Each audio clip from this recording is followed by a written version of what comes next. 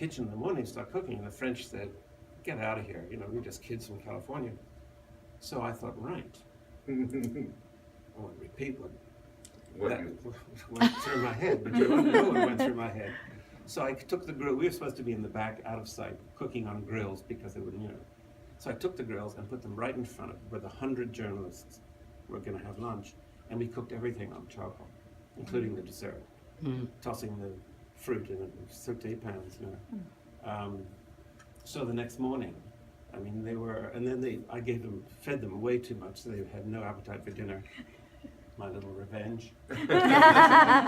And so within a week, 100 newspapers across the United States were talking about California cuisine, new American cuisine.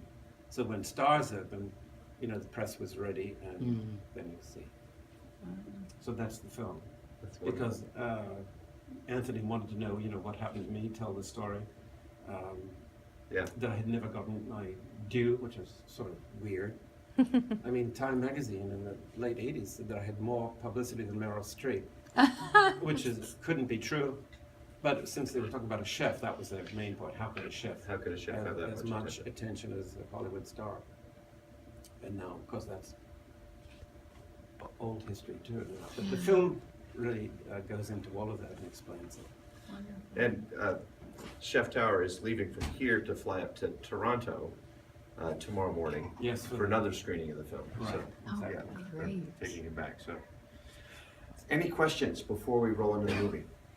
What's been your response to the positive acclaim from both the press in the film community and in the culinary community after so many years of being out of the spotlight and suddenly being recognized for the incredible work that you've done? Well, it's fantastic. I mean, you know, there's nothing like a comeback to get attention. I'm not going to say that that's what I intended to do. But when I got a whiff of it about 4 years ago, I thought, right. And people saying, you know, come and do this. I'm on the beach. You know, I'm not doing that anymore. So, but I sort of had a feeling that a comeback would be pretty good and fun. So that's what this is. Yeah. Fantastic. And you can balance that because you'll be back. Yes, I'm going to Toronto for that one event. Then I'm going back to Cozumel to go diving for 2 weeks, and I'm going to do what in the summer Mario Batali puts on his email message: "Gone fishing." I'm going to in 3 days it'll be gone diving on my email. So Awesome. Fabulous. Did you ever think you'd end up in Spokane, Washington? no, I didn't. So that's, I mean, how could I refuse? I mean, we opened a restaurant, Stars in Seattle, but Seattle's become The too other precious. San Francisco, Too precious. I mean, they take themselves so seriously. I mean, last time I was there, people say, you know, people who live in Seattle don't carry umbrellas. And I thought, well, you want to get wet? That's your local choice, you know, but it's not mine. I just thought that was silly. It's the whole thing, So I thought that maybe in Spokane I'll see what Seattle used to be like. Thank you for coming. My pleasure. Okay. Everyone here is so hospitable and friendly and unpretentious. I love it. We all came from California. Well, it's a good place to get out of. The folks who left California end up in Spokane. Yes, we A friend of mine did. Yeah, San Francisco, actually. I was in Zuni Cafe for the pizza the other day, and a friend of mine was looking for a place to live, and you know, going through. No, and I said, show me that, and there was, you know, studio, 5,000, 4,000, 5,000 A month. a month. A month. Wow. Yeah, I just thought, wow, crazy. crazy. Yeah. I don't know how anyone lives there. Have you been able to eat at any of our restaurants here in Spokane, or have you been captive here at Crave? Pretty much captive. Okay. But I'll be back. Oh, yeah. Good. Please come back. Yeah, We have some great young talent here. dude, we really do. Yeah, we should plan with a couple days on either side Right. of the event, so you can. This is really a remarkable area. Other questions? Curtis. Just piggybacking on that, I was in disbelief when I saw that Jeremiah Tower was going to be in Spokane. Because I remember I teach at SCC, and I saw a poster one time that said Alton Brown was going to be at SCC, and then later in the fine print it said it was a filmed presentation. I asked like 4 people, is he really going to be here? And so recently I was listening to NPR, and I just turned it on midway through some interview with some guy, and I'm listening to it, and I'm like, wait, this sounds like cooking. And then all of a sudden, I was like, wait a minute, I think this is Jeremiah Tower. And so I can't remember who the interview was with, but it was you being interviewed. And then just 2 days later, I saw the ad for Crave. Like, this is amazing. So Well, I was because excited to be here. But my question is, did you also own Speedo 690, didn't you? yes, Okay, because my wife and I both graduated from the Culinary Institute of America, and we did our yeah, externship in Lake Tahoe when we were newly married. right. And we decided to go to San Francisco for a weekend, and that was when we got our first credit card. And we paid that sucker off, I think, for the next 5 or 6 years. Of course, yeah. But I think we You dumped spent a it all at bunch of Speedo? money. Oh. Yes. Speedo was a building owned by a friend of mine around the corner from Stars. And I'd always wanted to do, I was so in love with Australia and the restaurants that were happening in Bondi Beach, you know, and Neil Perry and everybody. One of my favorite restaurants ever was the one that he had on the cliffs at Bondi Beach.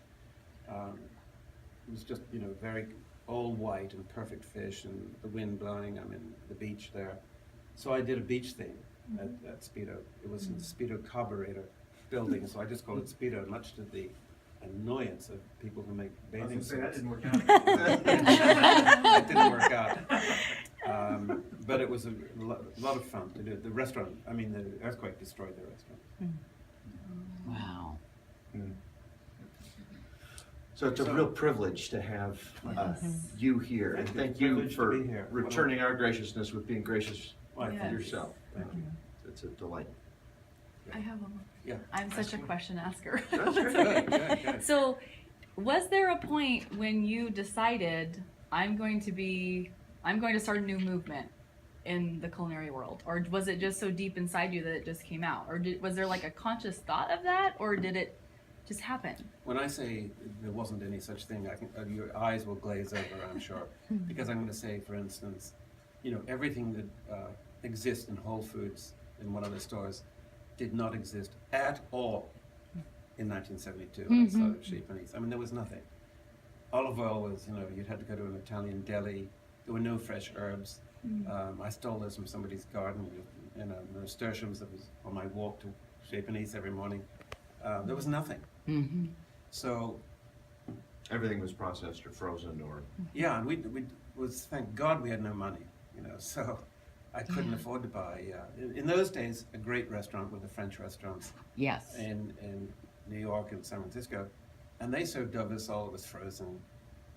Foie gras, you had to have foie gras to be a serious restaurant because it came in a can and it tasted like, you know, sandwich spread. And the truffle, anything truffles was, you know, in a jar, or they were pretty awful. I actually imported the first black truffles ever into the United States, came to Chez Panisse for Christmas. I made an omelet for lunch, Christmas Eve lunch or something, and the first one came back, and all the black truffles had been taken out of the omelet and placed on the rim of the plate. Okay, no more of that. Ate them myself. So there was nothing, no, everything was about filling up the restaurant, getting attention, trying to become famous outside of Berkeley, Shattuck Avenue, so that people would come from San Francisco or wherever, you know. It was to fill the restaurant. Because, you know, we were, I mean, 100 seats, right? no, 100 dinners. Oh. When by the time we became famous, we were doing 30 or 40 lunches and, you know, 60 or 80 dinners, and that just wasn't enough to pay Gotcha. the bills. I was paying myself $400 a month, you know. Oh my god. So it was just to fill the restaurant, and I always wanted to do something else. So I thought I'd just do this for 6 months. And you'll see that story in the film. If I'd known when I went for the interview, I thought, well, I'll just do this for 6 months and get enough money to go to Hawaii. If I'd known what it meant to be a chef, I would have run a mile. Oh. Stressful. Stressful. Yeah. Last question, thank you. You've had such a storied career and had so many incredible adventures, from surviving hurricanes to diving with sharks. Right. What do you think is the singular, most standout achievement or experience that you've had?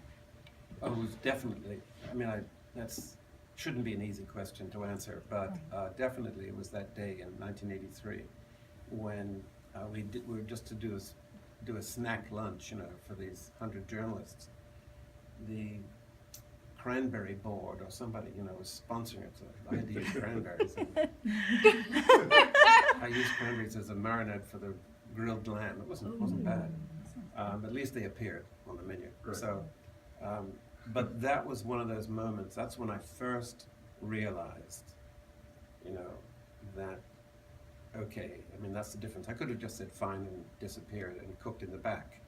And I just thought, no, screw you, frogs, you know. I have been joking ever since. Yes. Because if it hadn't been French, there'd be no new American cuisine. Well, fascinating that both the film, that sounds like both that moment Yeah. and then the origin of the film might have been also a screw you Yeah. moment too. Well, I don't talk sure. about that ever. Right, exactly. So, yes, that was that moment. And then I realized that suddenly I was about to get what I always wanted, which was success for the restaurant. And of course it did, filled up overnight and was never empty. And then when Stars opened, it was full on the first day, unfortunately. Because it wasn't finished and we weren't quite ready, as usual. Right. No soft open. But no soft opening, no. But of course Stars was a huge success. I have a question. One of my children is in the industry, and Kitchen Confidential, when it came out, there was a reaction to that book Right. that was visceral amongst professionals, that it gave away too much. Right. What was your response to the book? I adored it. I actually Love then decided I'm going to read 3 pages at a time and close the book because I just want to finish it right now. I was enjoying it too much because I thought finally somebody else Yeah. was this bad. And Oh, as bad. you'll see, Champagnes in the beginning was fueled by cocaine, Yes. the only drug other than champagne that you can run a restaurant with. And together they're even better, of course. Let me say about Anthony Bourdain, he's brilliant, one of the most brilliant minds I've ever come across. He's incredibly nice, if he likes you, I guess. I've heard other things, but to me, he's brilliant. His mind is extraordinary. I mean, and he can talk about anything beautifully. But he's still a bad boy, Oh, yeah. Not nearly like that, but I was stepping out of CBS in the morning and just about to go through the doors to the big car outside, and he goes, "Bubba, so and so is on the sidewalk." The name didn't mean anything, but a famous, infamous blogger. And so we walk out, and Tony just said, "Let me go first." He goes out, and the guy,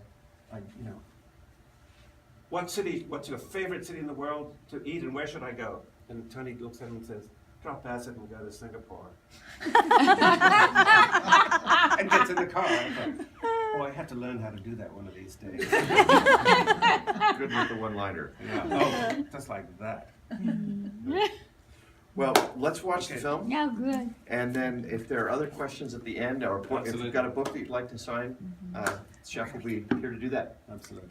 Okay. Thank you. Thank you.